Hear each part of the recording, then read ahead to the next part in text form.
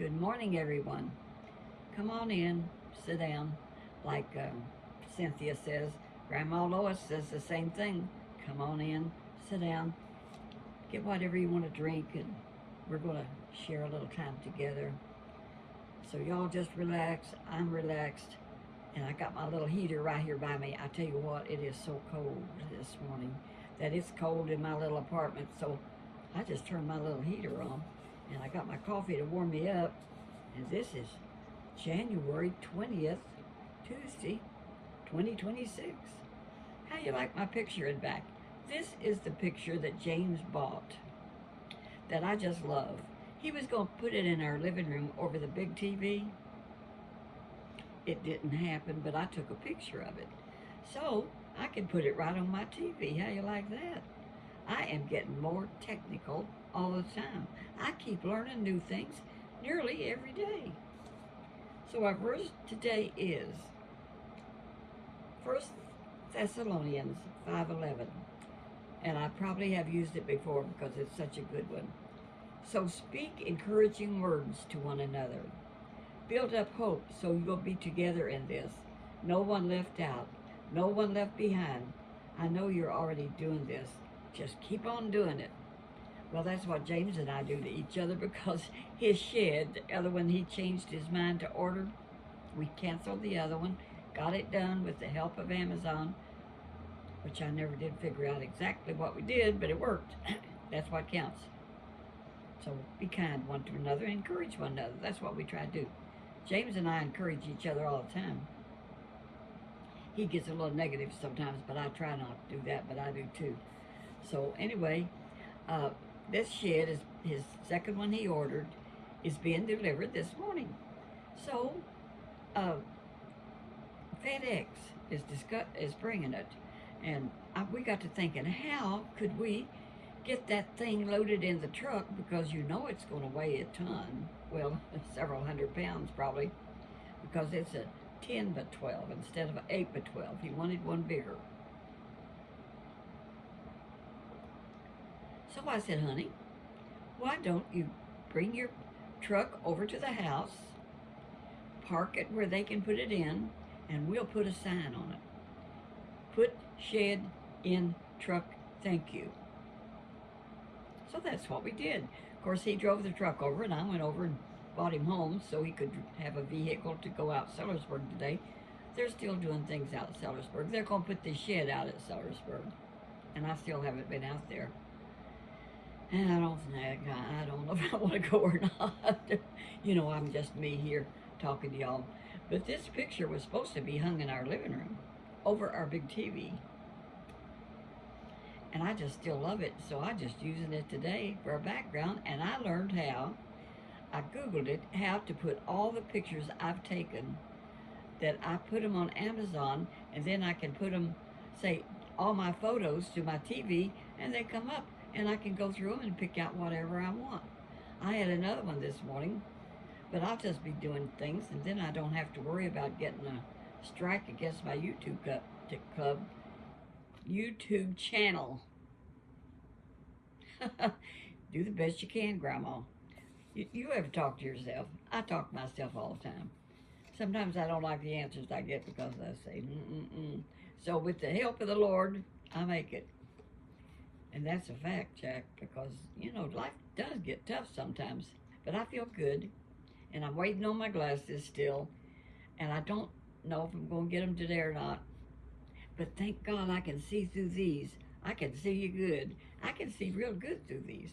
And these are about 8 years old. But I like the frames, and I still do. But I have another set of frames I'm going to have an extra set put in to have a spare one that will just be reading glasses, mainly. I think. I'm thinking about it. That's what I'm going to do. So I was thinking this morning, what am I going to talk about today? Me and Granny Pat sometimes have, because we just talk off the top of our head. We're not too good sometimes to just plan. So today is Tuesday, and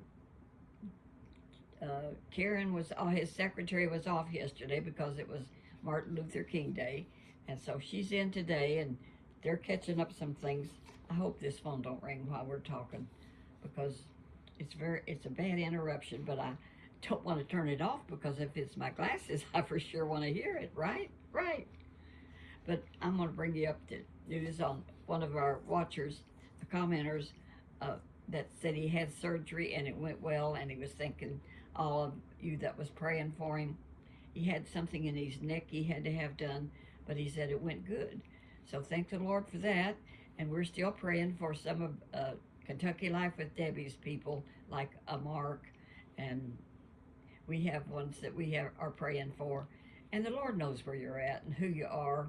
And think He is so big and we are so teeny. I mean, you look at the little sugar ants going around, and I think sometimes, yet He knows about the sugar ants and the animals that He built.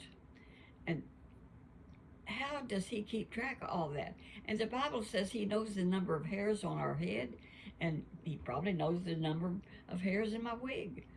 God is so big, He could hold the world in His hands. And when I look at the stars, sometimes at night if I'm up, and I have, especially out in the country, you can just see all kinds of things, stars, and they cannot track all of them. But our God knows where each one is and all about it. And He may have put people or some kind of existence on another planet. We don't know. I used to get tickled with my mom because she says, if God is so big that when I go to heaven, if He wants to, He could give me a planet all my own. Because she says, I want a planet of flowers. In her house, she had a big room called the garden room. And she had plants growing to the ceiling. She had lights that would give them light. And she says it's good for your oxygen because she had some lung problems anyway. So it made good oxygen because that's the way God set it up, that they throw off what we can use. And she had plants everywhere. And she had some rose bushes outside that one of my nieces took it and planted at her house, and it looks beautiful every year. I saw it one year. It's a kind of an orange rose, and it is so beautiful. It's just a joy to see it. Now, I never could grow flowers. I can grow plants, tomato plants, and do a garden. But if I cannot make, my grandmother down in Mink Holler, where we used to go visit all the time, down in Virginia, near you in Virginia, down Rose Hill, down that way. Uh, and we even lived in Mink Holler for 2 years while Daddy went to Indiana to build us a house or to get it all set up. He went ahead, and Grandma planted zinnias all up and down one side of her yard, and they grew up, about 3 foot tall, all different colors. It was so beautiful. And they had a grape arbor on one side, and when the grapes got ripe, she would tell us kids, get out there and eat all the grapes you want. And they had seeds in them, but they were so good, and we could just eat all we wanted.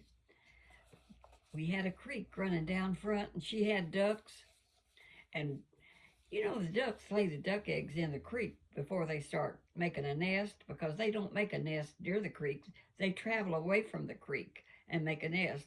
So until they get ready to nest and set on their eggs, they lay the duck eggs right in this shallow creek.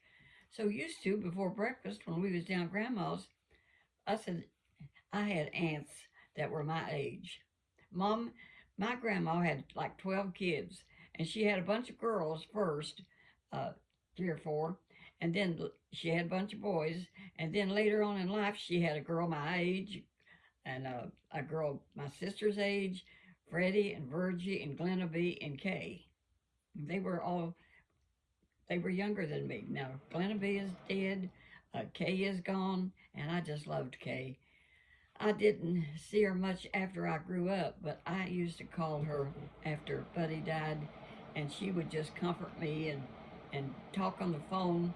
And then she passed away with cancer. Cancer did run in the family. And anyway, let's see, Freddie died of cancer, but Virgie, the one that's Phyllis's age, and I found out she really is 88, I think. And she lives down in Virginia, and we talk on the phone now. We got acquainted through her daughter, Gwendolyn. And Gwendolyn is a beautiful girl. She sent me her picture, and I haven't seen her for 40 years. And now she's 55 and a widow. And Gwendolyn told me not too long ago, we talk and text back and forth. She has been alone now for 5 years, and I told her, you know, I got married the third time when I was 76, and to James, and it's a wonderful marriage because he rings my bells. And I told her, I said, if you meet a man that rings your bells some, then work on it. She says, well, I wasn't ready for a long time, but the other day she says, I'm ready. We're ready to pray to find a man, and I want one that will ring my bells. You know, you want to have real uh, compat. I don't know, chemistry. You want to know that you're gonna. You know, one thing I would never take up with a man that didn't have a sense of humor. I thought, but I didn't realize. And be careful. Do not marry a man that doesn't have a sense of humor. And I'm so sorry that I married number two, and he didn't think I was funny. Now, I used to keep Buddy laughing, and I keep James laughing because they think I'm funny, and I am funny sometimes. But the thing of it is, James is funny also, so he keeps me laughing. And a merry heart doeth good like a medicine.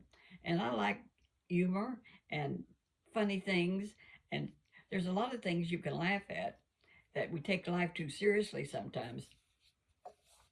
James is always kind of fun to be around, and he takes naps. And you know what? Since I put him on turmeric, he hasn't been sleeping as long as taking naps all during the daytime. He can go now up to 4 o'clock sometimes, and I'm going to fry chicken livers today. Yummy, yummy. I am going to do my own. See how things just pop into my mind like that? My mind is wandering off somewhere. Sometimes I wonder if I have a split personality. You've read about these people that have several personalities. I don't know, but I can change the subject before you drop a hat. But I just happen to think they're sitting over there, they're thought out. They're better than anything you can buy at the restaurant, really. And I've been buying them at the restaurant, and they let them get old and stuff. And then I think sometimes they refry them and they just don't taste good. So I'm gonna fry my own. It's gonna be good. And I'm gonna do a brisket too, I think, this coming week. I saw I had one in the freezer, and so I may do that too. I just stay interested in life. God is good, and I'm thrilled, and I wish this phone would ring and I would get my glasses. You know, I get a little impatient. I try to be patient, but it don't work sometimes.